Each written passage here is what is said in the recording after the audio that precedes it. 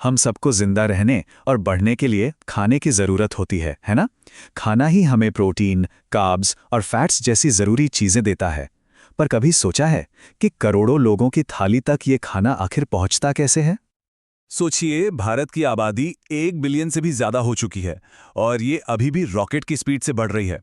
जितने ज्यादा लोग, उतने ज्यादा पेट, और उन सभी को भरने का चैलेंज भी उतना ही बड़ा होता जा रहा है। तो यहाँ एक बहुत बड़ा सवाल खड़ा हो जाता है। पॉपुलेशन तो बढ़ रही है, लेकिन खेती करने की जमीन वो तो उतनी ही है। तो फिर इतने सारे लोगों का पेट आखिर भरेगा कैसे? यहीं पर असली प्रॉब्लम साफ दिखती है। एक तरफ बढ़ती हुई आबादी और दूसरी तरफ फिक्स्ड जमीन। जमीन को स्ट्रेच तो कर नहीं सकते, राइट? इसका मतलब सॉल्यूशन एक ही है। जो जमीन हमारे पास है, उसी से ज्यादा फसल उगाना और पशुधन को बढ़ाना। वैसे ऐसा नहीं है कि हमने इस चैलेंज को पहले फेस नहीं किया। चलिए थोड़ा पीछे चलते हैं और देखते हैं कि भारत ने इस प्रॉब्लम से लड़ने के लिए क्या बड़े कदम उठाए थे। और इसमें ना हमें दो जबरदस्त सफलताएं मिली। पहली थी ग्रीन रेवोल्यूशन, जिसने अनाज की पैदावार को कई गुना बढ़ा दिया, और दूसरी थी व्हाइट रेवोल्यूशन, जिसने देश में दूध की नदियां बहा दी और इसकी उपलब्धता को बहुत बेहतर कर दिया। लेकिन सवाल यह है कि इस जबरदस्त कामयाबी की क्या कोई छिपी हुई कीमत थी? कुछ ऐसा जो हमें उस वक्त दिखाई नहीं दिया। यहीं से हम आज के दौर के सॉल्यूशंस की तरफ आगे बढ़ेंगे। और हाँ, इसकी एक कीमत चुकानी पड़ी। प्रोडक्शन बढ़ाने की रेस में हमने नेचुरल रिसोर्सेज का हद से ज्यादा इस्तेमाल कर लिया, और इसका नतीजा मिट्टी की क्वालिटी खराब होने लगी, पानी की कमी होने लगी और हमारे पर्यावरण का बैलेंस बिगड़ने लगा। तभी हमें एहसास हुआ कि हमें सस्टेनेबल यानी टिकाऊ तरीकों की जरूरत है। तो आज के टाइम में साइंस इस प्रॉब्लम को कैसे सॉल्व कर रहा है, इसको समझने के लिए चलिए एक सिंपल 3 स्टेप साइंटिफिक अप्रोच को देखते हैं। ये 3 साइंटिफिक पिलर्स हैं। पहला, क्रॉप वैरायटी इंप्रूवमेंट यानी फसल की किस्म को बेहतर बनाना। दूसरा, क्रॉप प्रोडक्शन इंप्रूवमेंट यानी पैदावार बढ़ाना। और तीसरा, क्रॉप प्रोटेक्शन मैनेजमेंट यानी फसल को बचाना। चलिए इनको एक एक करके डिटेल में देखते हैं। ओके, तो पहला स्टेप है सुपर सीड्स तैयार करना। इसका मतलब है बीजों को ही बेहतर, स्ट्रॉन्ग और ज्यादा पैदावार देने वाला बनाना। इसके लिए हाइब्रिडाइजेशन जैसी टेक्निक्स यूज होती हैं। इसमें क्या होता है कि दो अलग अलग प्लांट्स की बेस्ट क्वालिटीज को मिलाकर एक नया सुपर प्लांट बनाया जाता है। गोल ये है कि ऐसी फसल बने जो ज्यादा अनाज दे और बीमारियों से भी लड़ सके। लेकिन सिर्फ अच्छा बीज होना काफी नहीं है, ये तो बस शुरुआत है। स्टेप 2 है फसलों को ग्रो करने के लिए बेस्ट पॉसिबल एनवायरनमेंट और केयर देना, यानी उनकी नर्चरिंग। इसमें न्यूट्रिएंट्स का मैनेजमेंट, सही तरीके से सिंचाई या इरिगेशन और खेती के अलग अलग पैटर्न्स सब आ जाता है। अब देखिए, मिट्टी को न्यूट्रिएंट्स देने के 2 मेन तरीके हैं। एक है हमारा ट्रेडिशनल तरीका यानी मैन्योर या खाद, और दूसरा है मॉडर्न तरीका यानी फर्टिलाइजर्स। मैन्योर जो है वो बिल्कुल ऑर्गेनिक होता है और मिट्टी की हेल्थ को लॉन्ग टर्म में सुधारता है।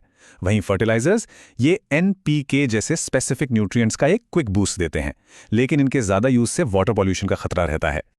फिर आती है इंटरक्रॉपिंग। ये खेती का एक बहुत ही स्मार्ट तरीका है। इमेजिन कीजिए, एक ही खेत में एक लाइन में गेहूं और उसके बगल में दूसरी लाइन में चना या सरसों लगा दिया। इससे क्या होता है, जमीन, पानी और न्यूट्रिएंट्स का बेस्ट यूज होता है और रिस्क भी कम हो जाता है, क्योंकि अगर एक फसल खराब हो भी गई तो दूसरी तो है ही। और फिर है क्रॉप रोटेशन यानी फसल चक्कर। इसको ऐसे समझिए, जैसे हम रोज एक ही चीज खा खा कर बोर हो जाते हैं और हमारी बॉडी को भी सारे न्यूट्रिएंट्स नहीं मिलते, बिल्कुल वैसे ही जमीन भी एक ही फसल बार बार उगाने से थक जाती है। उसके कुछ खास न्यूट्रिएंट्स खत्म हो जाते हैं, तो फसलों को बदल बदल कर उगाने से मिट्टी की हेल्थ बनी रहती है। ओके, तो स्टेप 1 और 2 से हमने फसल उगा ली, लेकिन काम यहीं खत्म नहीं होता। अब आता है स्टेप 3, जो कि बहुत जरूरी है। फसल को सेफ रखना, उसे हमारी प्लेट तक सुरक्षित पहुंचाना। इसका मतलब है फसल को वीड्स, पेस्ट्स और डिजीजेस से बचाना। देखिए, हमारी फसलों के दुश्मन 2 तरह के होते हैं। एक जो खेत में हमला करते हैं, जैसे वीड्स यानी खरपतवार, कीड़े मकोड़े और तरह तरह की बीमारियां। और अगर फसल इनसे बच भी गई तो स्टोरेज में भी खतरा है। वहां ज्यादा नमी या गलत टेम्परेचर पूरी मेहनत पर पानी फेर सकता है। तो इन दोनों फ्रंट पे प्रोटेक्शन जरूरी है। लेकिन आइए अब थोड़ा फोकस शिफ्ट करते हैं। हमारी प्लेट सिर्फ अनाज और सब्जियों से ही तो कंप्लीट नहीं होती। फूड का एक और बहुत बड़ा सोर्स है एनिमल्स। तो चलिए अब एनिमल हस्बेंड्री की बात करते हैं। एनिमल हस्बेंड्री का मतलब सिर्फ जानवर पालना नहीं है, ये एक पूरी साइंस है। दूध, अंडे और मीट की बढ़ती डिमांड को पूरा करने के लिए पशुधन का साइंटिफिक मैनेजमेंट ही एनिमल हस्बेंड्री है। इसमें cattle farming, poultry farming, fisheries और यहाँ तक कि बी कीपिंग यानी मधुमक्खी पालन भी शामिल है। अब जैसे फिशरीज की ही बात करें तो मछलियां दो तरीकों से मिलती हैं। पहला है कैप्चर फिशिंग, जैसा नाम से ही क्लियर है, इसमें सीधे समुद्र या नदी जैसे नेचुरल सोर्सेज से मछलियां पकड़ी जाती हैं।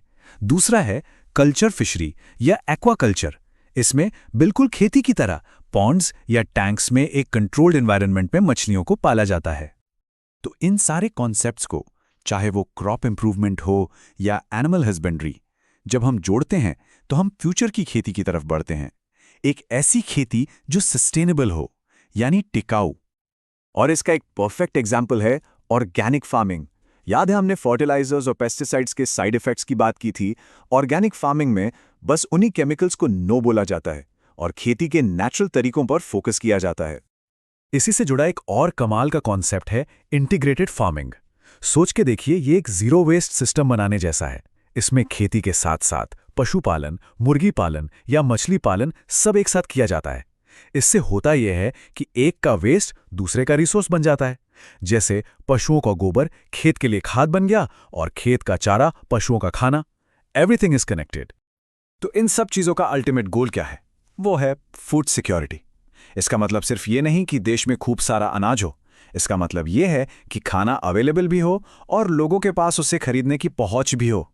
और ये सब हमें ऐसे करना है कि हमारे एनवायरनमेंट को कोई नुकसान ना हो, ताकि आने वाली जनरेशन्स के लिए भी सब कुछ बचा रहे। हमारे खाने का भविष्य यानी द फ्यूचर ऑफ फूड लगातार इवॉल्व हो रहा है। रोज नई टेक्नोलॉजीज आ रही हैं, नए चैलेंजेस आ रहे हैं। तो आखिरी सवाल बस ये है, क्या हम सब इस चैलेंज के लिए तैयार हैं?